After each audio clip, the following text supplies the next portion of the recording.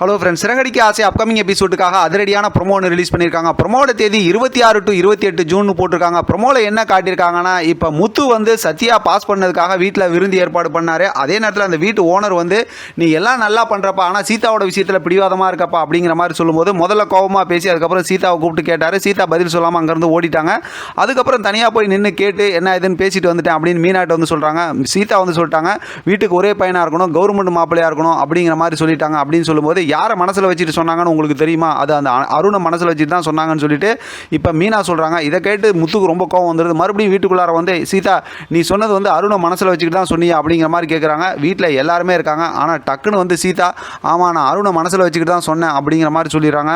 இப்போ பார்த்தோம் அப்படின்னாக்கா முத்துவால் ஒன்றுமே பேச முடியல. செம்ம அதிரடியான ஒரு ப்ரோமோ அப்படின்னு தான் சொல்லணும். ஏன்னா இப்போ சீதா ஆல்ரெடி அருணை ரிஜிஸ்டர் மேரேஜ் பண்ணிக்கிட்டாங்க. இதுக்கப்புறம் கதை எப்படி போகுது, இந்த விஷயத்தை செஞ்சு வச்சது யார்? ஏன்னா சாட்சி கையில் போட்டது மீனா அப்படிங்கிறதுனால ஒருவேளை இந்த உண்மை வெளியில் தெரிஞ்சிருச்சுன்னா என்ன நடக்கும் அப்படிங்கிறது ரொம்ப பதட்டமாக தான் இருக்குது. ஆனால் அவ்வளோ சீக்கிரம் அந்த கதையை வெளியில் கொண்டு வர மாட்டாங்க. பார்க்கலாம் என்ன நடக்குதுன்னு.